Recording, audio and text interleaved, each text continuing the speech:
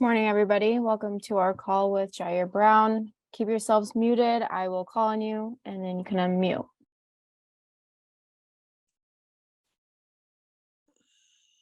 So raise your hand if you have any questions. We'll start with Tyler Donahue. Hey, Tig. Good morning. How are you? I'm doing good. How you doing, Tyler?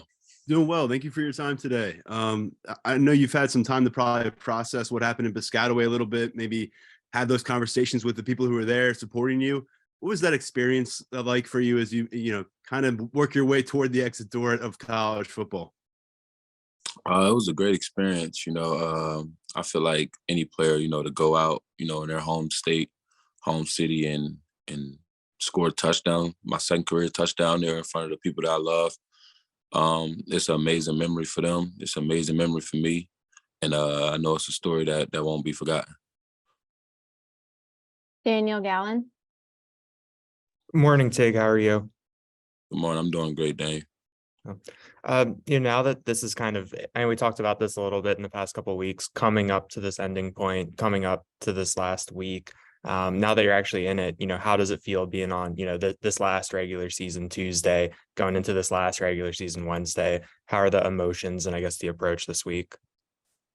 It's, the approach this week is just appreciating the stuff that, you may have, forgot to appreciate or you may be overlooking, So, just walking in the building, having a building that looked that amazing, talking to the coaches, having them great conversations with them amazing people and just, cherishing the moments, knowing that the moments are coming to an end pretty soon. So, I'm just going to enjoy these moments, enjoy this week, enjoy my time in the building, spend as much time as possible there, knowing that it's almost done. Joe Smeltzer. Hey, Ji'Ayir, thanks for the time. So this isn't really a traditional football question, but it is relevant to the Penn State-Michigan State rivalry. What are your thoughts on the land-grant trophy from a design standpoint? Obviously, you'd love to win it, but having gotten familiar with what the trophy looks like over the past few years, what are your thoughts on just the physical trophy itself? I think the physical structure, is nice. It's a little outdated, but that's the beauty of it. That's the beauty of it. The culture, the history of that trophy. The battle. Just being a part of something that great. A rivalry that great. Is the most important thing about the trophy. So, I love everything about the trophy. The meaning behind it. The competitive attitude behind the trophy. And it's been a great battle. These last couple of years playing Michigan State for that trophy because it brings more than just playing a regular game. It's playing for a prize. John Petitchnock. Hey, Ji'Ayir, good morning. A couple years from now, 2, 5, 10 years from now, when alumni and fans look back at you and your career, what do you want to be remembered by? What do you want them to kind of say about you and what you accomplished during your time at Penn State? My legacy means everything to me. That's why I play so hard. I work out so hard is to build that legacy, because when you lead a game, you want people to remember who you are and what kind of effort and attitude you played with. And I think for me, I want to be remembered as, a great leader, most and foremost to me, to my teammates, to the Penn State community, and just a great player, on and off the field. Getting it done on the field, more versatile, one of the most versatile players in the country. I think that'll be where I want to be remembered as the most, a guy that can pretty much do it all and execute it all at any area, any position on the field. Donnie Collins. Hey, Tig, you said last week that you kind of set goals for yourself that some would find crazy. And I know that works for some people and maybe not for others to set goals that are maybe a little bit unreachable. How does it drive you to do that? And how long have you done that? Is that something you've done since high school? Yeah, it's definitely something I've done since high school. It keeps me grounded. It keeps me level-headed. It keeps me humble. I think when people set short goals for themselves, it's good to set short-term goals, but when people set short goals for their career, I think when they reach them, they have to find new goals. and it can be less motivating towards them. But me, I set goals, to be the best. I set goals that may be unrealistic. So me knowing that it's going to be a challenge to really get to these goals, but it's going to also push me in a way that I can't, that any other thing can push me. But it's most importantly, just having that you're never going to reach perfection. You're never going to reach, that goal. But you want to try to get as close to it as possible. And as long as I keep trying to get as close to perfection as possible, I will always be, grounded and be able to play my game the way I want to play my game. Greg Pickle. Hey, good morning, Ji'Ayir. How are you? Good morning. I'm doing great, Greg. Awesome. Hey, happy early Thanksgiving. We're at a point now in college football, and you've experienced this last year, where guys make decisions about playing in a bowl game based on all kinds of factors. For example, Jaquan didn't play last year. Jesse Luketa did. So once the regular season finale is in the rearview mirror, how will you go about that process of deciding what to do as you get ready for the next step? Right now, Greg, honestly, I haven't even thought about that process yet. I'm still in the moment. Me being in the moment is keeping me here. It's keeping me attentive. It's keeping me a leader on this team. Just think about going 1-0 this week. I'm not trying to think about the future because I have to take care of what's ahead of us this week. But when that process comes, I'll be definitely more than gladly to share that with you. Tyler Donahue.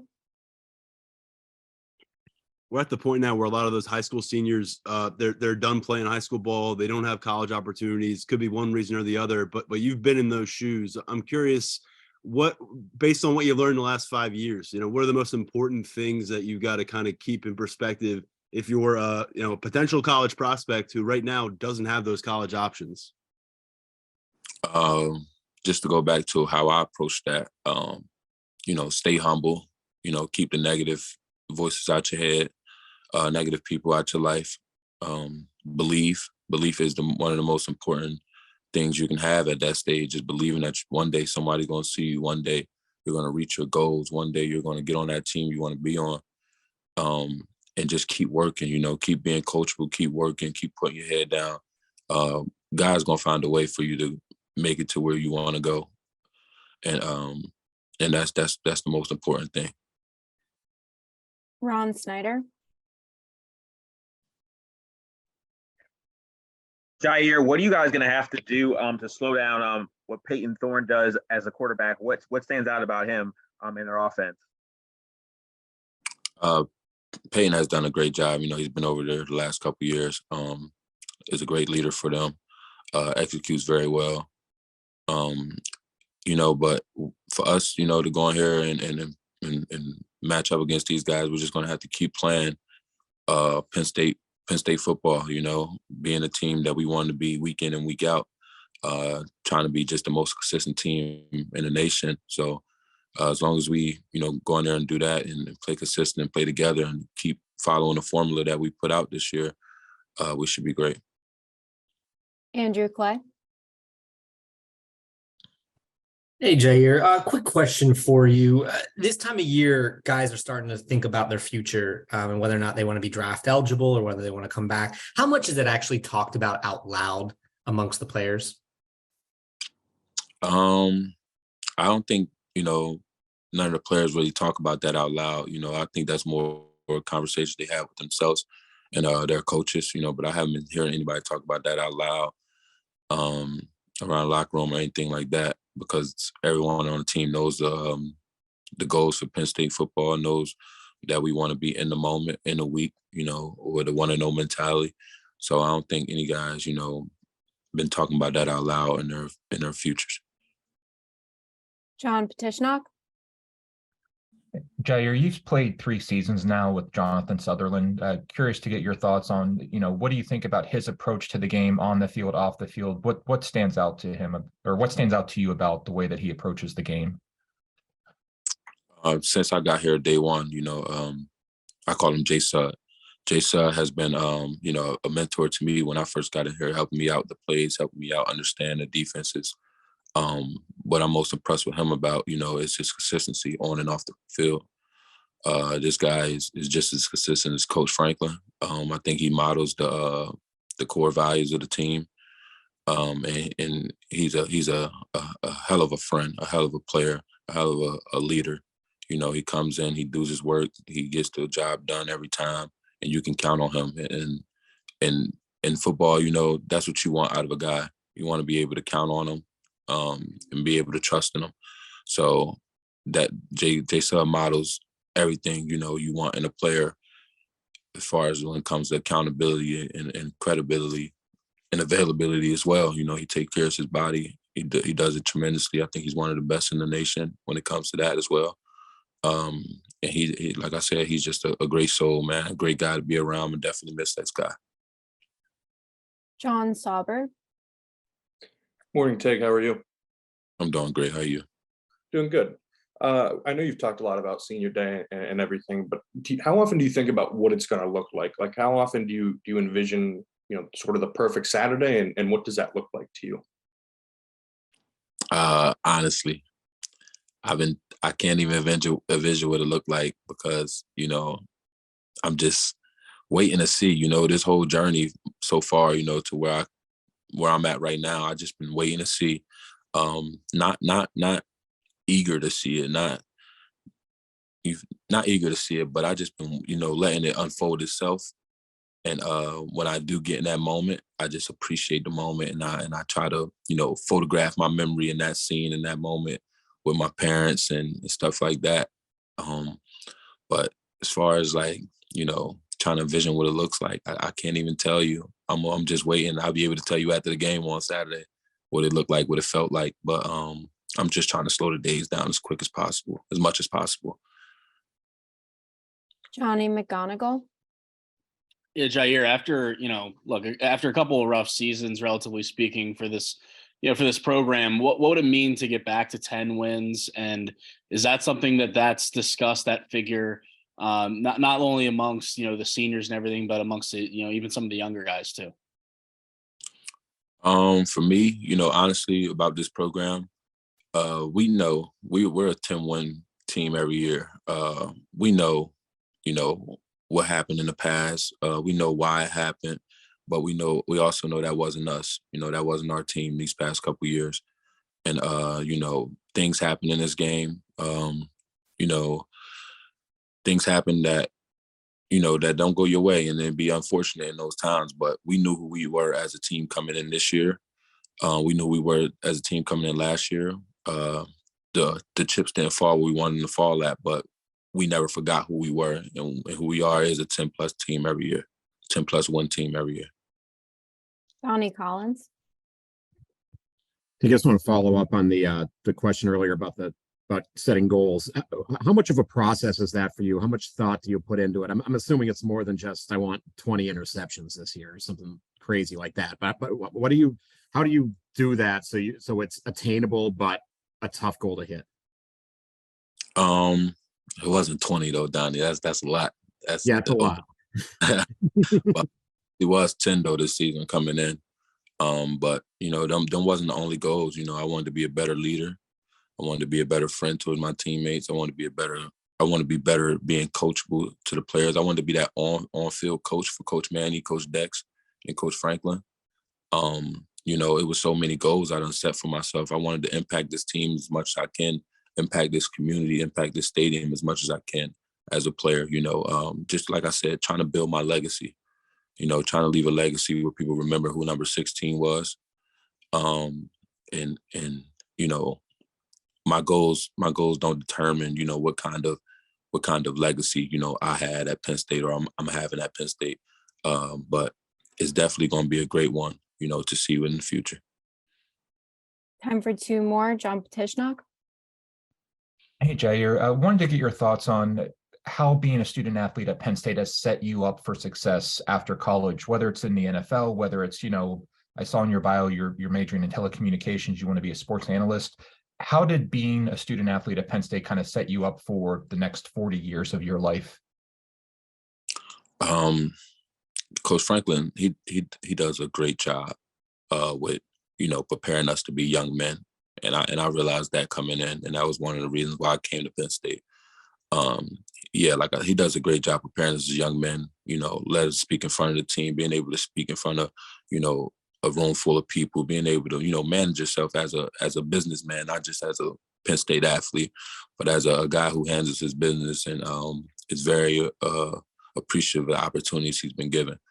Coach does a great job doing that because he holds himself to that standard as a coach, being early to meetings, just being professional about all his work. And Penn State, this community, these people, meeting all these different great alumni and having conversations with them, it prepares you for the real world. You don't have to go out there and have conversations with people you may not know. You don't have to go out there and and really showcase yourself as a businessman, as a professional athlete. And Coach does a great job with us week in and week out on doing that, preparing us to be that person to the community, to the culture, to the fan base around the world. Last one, Daniel Gallen. Ji'Ayir, when you think about your 3 years at Penn State and kind of where you were 3 years ago, where you are now, how do you feel like you've left this program or this place in a better position leaving it than when you arrived? Well, I think this program left me in a better position than when I came, but yeah, just impacting this program. What I feel like, I brought to this program is a guy that worked hard, put his head down and just did the work.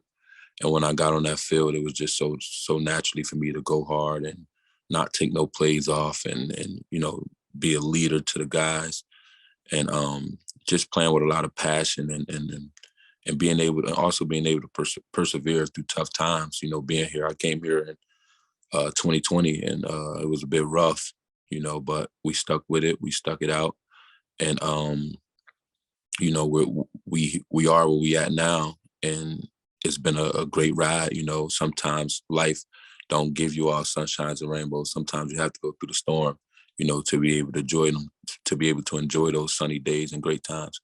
So Penn State, not me impacting Penn State. Penn State has impacted me and helped me grow as a man, as a friend, as a leader. And, just as a person all around. All right. Thank you, Ji'Ayir. Thank you, everybody.